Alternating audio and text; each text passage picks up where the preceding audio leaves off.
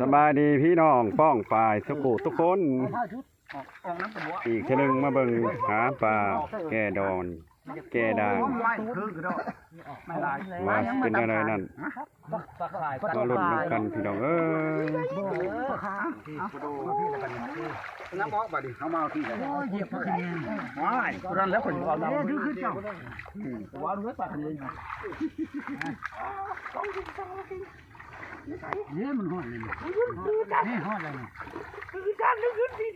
ดึงขึ้นเหยียบไปเยอะแดกปากมันแล้วอยู่ด้วยโอ้ยเหยียบปากขยันฮะเหยียบน้องเอาเนี่ยตัวนี้จับเอาทีมาจานคนจานโอ้ยุบเจ้ามาเข้าปลากระป๋องเลยหลายเถอะปลาโมงมาตัวนั้นแหละที่จะปั้นคนตัวใหญ่เลยบ่เด้อตัวใหญ่ป่ะปลาโมงมาปลากระป๋องตัวใหญ่ได้บ่ดีโอ้ยคนนั้นเมื่อยเลยโอ้ได้ปลาใหญ่นี่ได้เอ้ยปลาเยอะนะมันดูไปนะว้าวเอาเดี๋ยวก่อนมานอยู่ได้พี่น้องเอ้ยมันไม่เคยชมมันไหมโอ้เต้นไปเลยจะต้องชมไปไหนชมไปไหนเจ็บหน้าเจ็บไม่มองก่อนเต้นไปเลย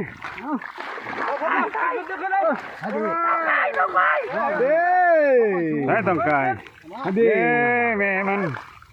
ดึงกันต้องกายไปโดยลายครับเลยผมบ้านเลยผมดิ้งเหงาหายังไงดิก็ต้องกายก็ต้องผ่านทางการยุดคล้องเอ้าพ่อบ่ดิยุดคล้องแล้วดึงมาแกไม่เห็นลงมามันชกขบวงมันได้ฮะมาวัดใหม่นะนี่ไม้ไข่มันนี่ไม้ประมาณเฮ้ยมาเลยสุดเลยลงมาบ่ดินี่ปลาสองตัวนี่พายตัวลงมาบ่นี่จักแต้มมันนี่พี่น้องนี่เก้าแต้มดาวได้มันแต้มเก้าแต้มแต่ว่าสามเก้าแต้มหวานพี่น้องผู้ใหญ่จับบังดูจับให้พี่น้องบังดูปลานี่จับบ่ได้เจ้าเคยกินบ่ได้ถ้ากันได้กินอีกเซตเนาะเก้าแต้มตัวเดียวเลยเขากินปลาตองกาย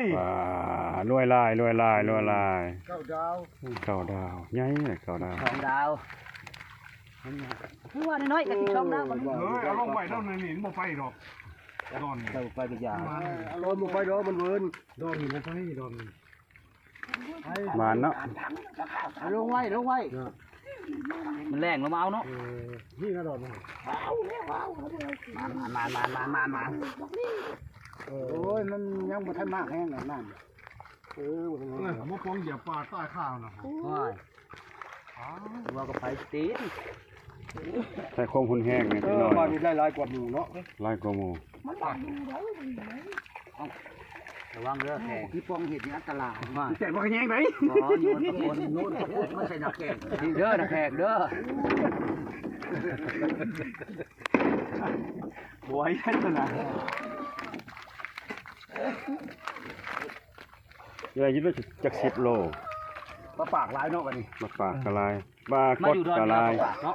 ปลาขาวกะลายปลาเชื่อมกะลายปลาตองปลาตอง2-3 ตัวลูกมันหนามือฮะแปดตัวนั้นแล้วเอาปลาขะแยงใส่เป็นโยกหมอดเก้าหลอดลมมันระบบเฮ้ยมันระบบดอนเนี่ยมืดแล้วปลาลายคือดีบ่ม่วนมันไว้แท้ขอบใจเด้อพี่น้องเด้อคันหาอยู่หากินกันได้ซ้ำนี่แหละเอาบ่ไปเจ้าตัวนี้อ้าวเปล่าจีละวันจีกี่เด้อโอ้เปล่าเบื่อตัดหางมันจะไปจีได้เลยทิ่มลงตัดหางมันเลยทิ่มลงมันอะไรกันทำเลย